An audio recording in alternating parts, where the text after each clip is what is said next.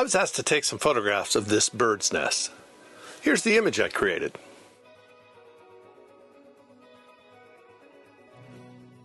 It's not quite like any bird's nest you've ever seen before. I'll take you through how I created this primary promotional image of this nest and the story behind it. A little bit of nature photography and a detailed breakdown of product photography coming up.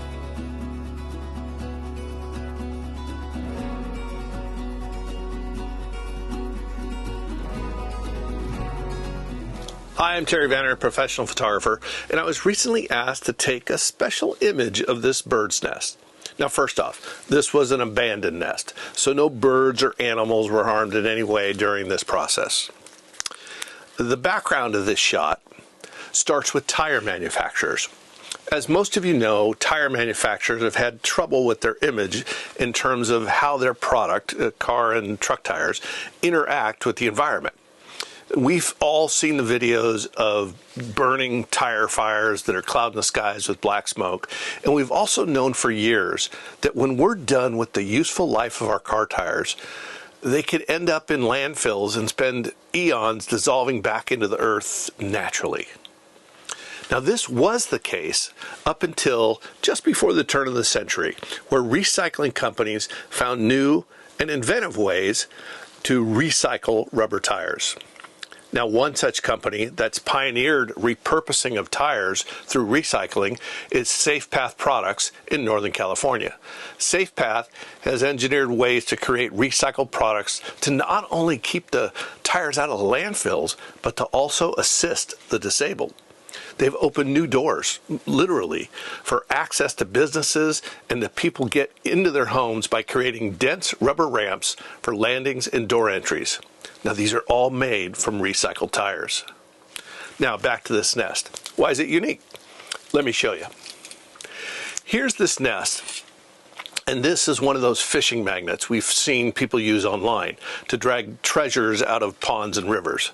Suffice it to say, this is a pretty powerful magnet. So check this out when we put them together. Isn't that cool? Look at that. The nest is made almost entirely out of metal. Each metal strand is woven into a very sturdy bird's nest.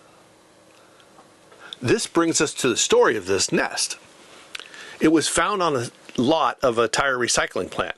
The metal that you see here is all from the metal fibers left over from steel-belted radial tires.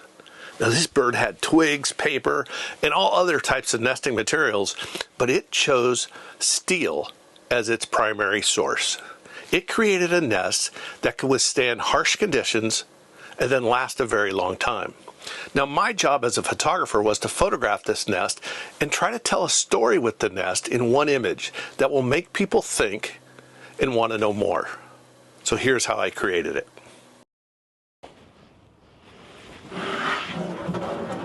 Used tires, just what I need for props for this shot.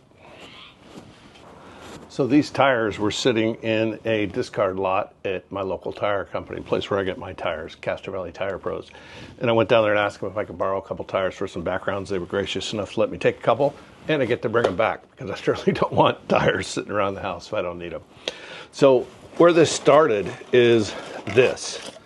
This is an actual bird's nest. Okay, so what's clever about this is this was sent to me from a company in well, the company's in Texas, and in Texas, they have a recycling plant for tires, and what happens is, you know, they have all kinds of wildlife there right around Texas, and they had these birds that were making nests, and this particular bird made a nest out of the steel-belted discards. So they're recycling the tires, using the rubber for one thing, and then also using the actual steel for others. But the steel threads that come off of radial tires is what this bird chose to make the entire nest out of. So it has, it's all made out of metal. It's a little rusted. Used a little bit of just a few twigs and a little bit of mud to secure this all together.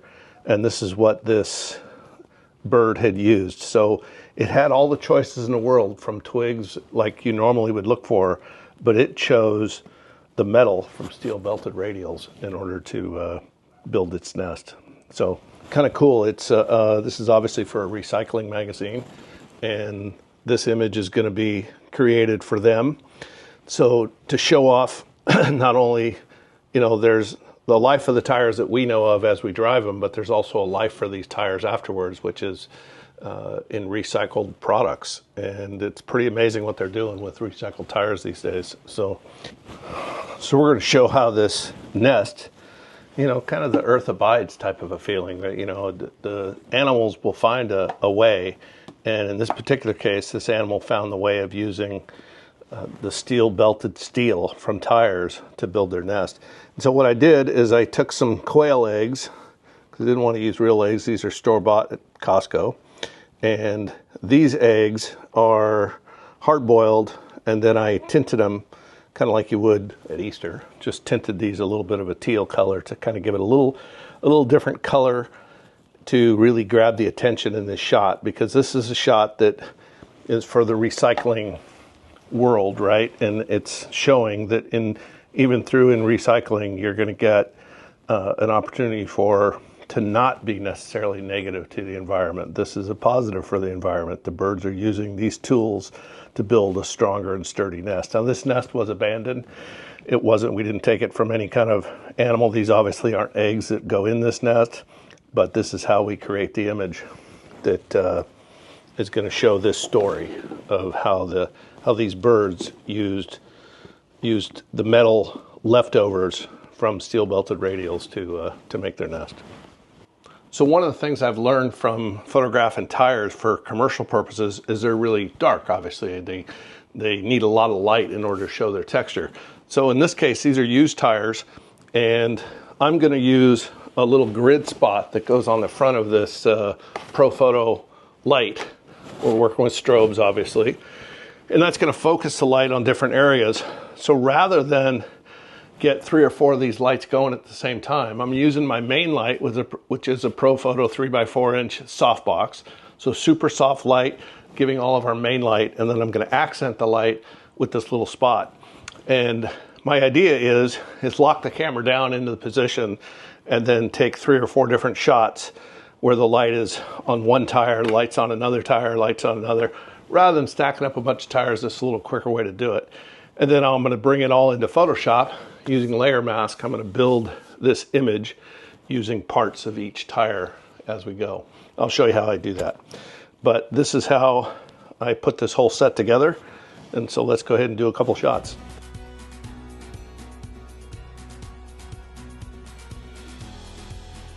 So now what I want to do is I'm not going to move anything.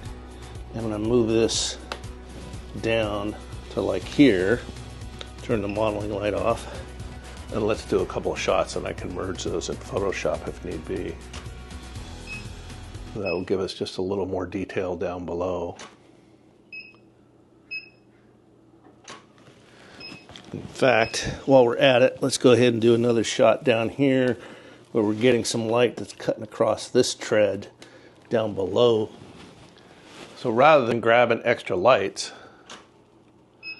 we're just using one light over and over and use it in different spots.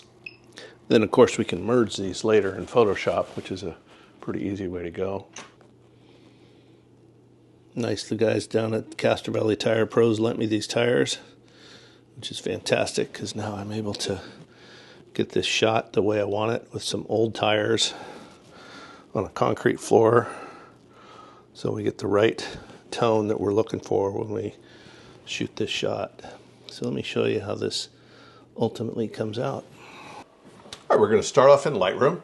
So we have our 3 images here in Lightroom. You can blow them up a little bit so you can see them a little bit better. So the first image, we have light up here at the top. On the second image, we have light on this tire right here. And on the third image, we have our highlights there. That was when we were just moving those lights around, that one single light, that spotlight around, getting 3 different images. Now we're going to put them together in Photoshop. So the way to do that is to highlight all of them. And I just hit highlight the first one, and then I hit select and can highlight them all. Now I'm going to right click and go down to edit in. And instead of just editing in Photoshop, I'm going to come down here and say open as layers in Photoshop. So let's do that. We're here in Photoshop and we have just stacked all of these layers from those 3 files. So what we want to do is just do a little bit of double check. So if we turn this off, you can see the bottom one has the light here on the bottom tire. This one here has light on the middle tire. And this one here has the light on the top tire. And they're covering each one up as we go. So the first thing we're going to do is double check that we have perfect alignment. So the way we do that is we go up to the opacity, pull down and slide this over to about 50%. So that's going to make this layer 50%.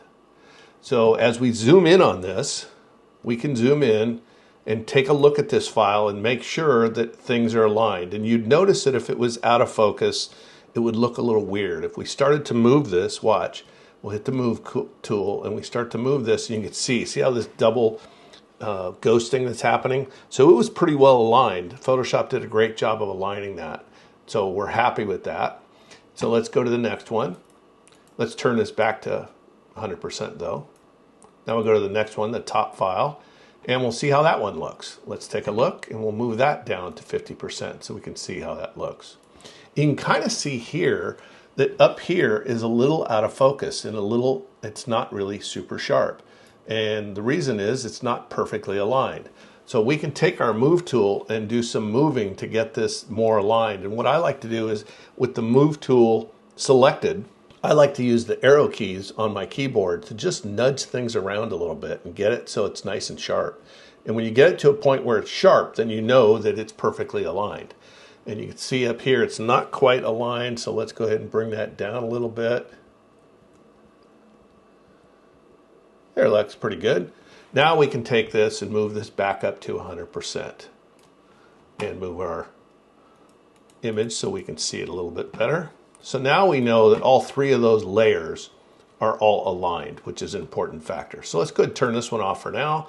We'll go to the second layer and we're going to create a layer mask. So let's go ahead and create a layer mask. And instead of white as our layer mask, we're going to fill it with black. And of course we know how to do that with Command Delete. We fill it with black. And now we don't see any of this layer being shown. So we'll grab our brush tool and we'll get a nice big soft round brush and we're going to paint in white. We can double check that we're painting in white. And let's go ahead and paint in just the portions of this shot, which is just this part of the tire. We want to paint that in to make sure that still looks good. So we like that. And we can see on the layer mask here that we've just painted in that amount of light. And we go up to the next one and we do the same thing. We create a layer mask, we fill it with black, and then we paint. And we can paint in from this image. And we're just going to use this part of this image, which is just going to be the top tire that's painted in. So now you can see as we build this up from the bottom, we've got our base image. Next one is the second tire that we're including that, but we're not including everything else. We're not including the lighting that happens on the nest itself.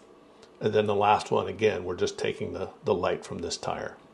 So this looks really good. We like all this. So what we're going to do is create a combo layer, which if you've seen me do this before, it's one of my favorite types of layers that we can do. We'll add a new layer up here and we'll do Shift, Option, Command, E, and that creates a combo layer of everything that's below.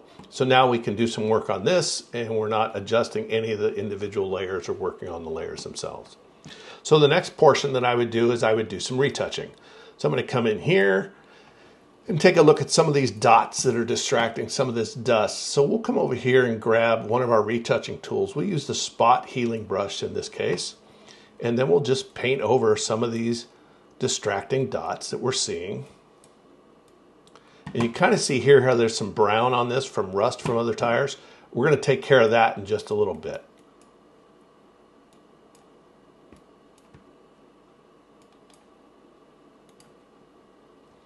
Move down, clean up a little bit. You know, these are used tires, so we don't want them looking too good, but we do want to take anything away that might be distracting to us.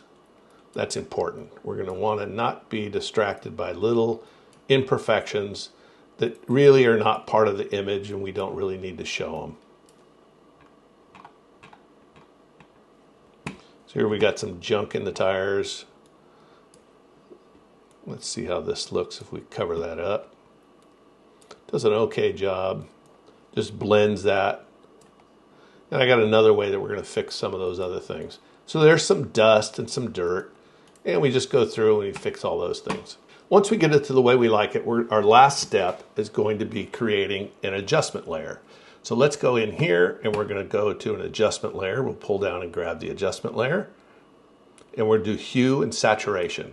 So this makes us an adjustment layer, and we're able to control the hue and saturation. So we're just going to deal with the saturation. We're going to pull it down almost to the very end, just leaving a little bit of color left in that. You can see how this all kind of almost turns like a monochrome black and white image.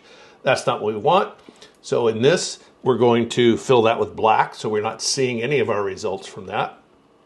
And now we're going to take and paint in white, grab our brush, and we're going to paint over these areas that are brown and tan. And so what we're doing is basically on the tip of a brush, we're controlling how much color is being rendered. So we're just going to take out some of the color, the browns. So we want the brown to be highlighted on the nest itself and not be distracted by browns in the tire from rust or any kind of other dirt that's on those tires. So we're just going through and brushing away any of those tones that might be distracting and take away from our nest to keep that how we want it. So there you can see what we've done is we've taken out all of the tones. If we've gone too far, we can always go to our opacity and slide that back a little bit more just to give it a little more tone. But that actually looks pretty good. Features the nest. We've got lighting on all three tires using only that one light. And then lastly, we'll do another combo layer, and then that's done, and then our image is done and savable. So that's how you get from 3 images in creating the 1 image of different parts. If you like this kind of content, take a second to hit that like button, then hit subscribe, and then go ahead and hit that little bell to be reminded of my next video. If you want to get a hold of me, you can always contact me through the comments. I read and respond to all the comments on all my videos. Or if you'd like to contact me privately, go ahead and email me at terry@imagelight.com, and I'll get back to you that way. Thanks for watching.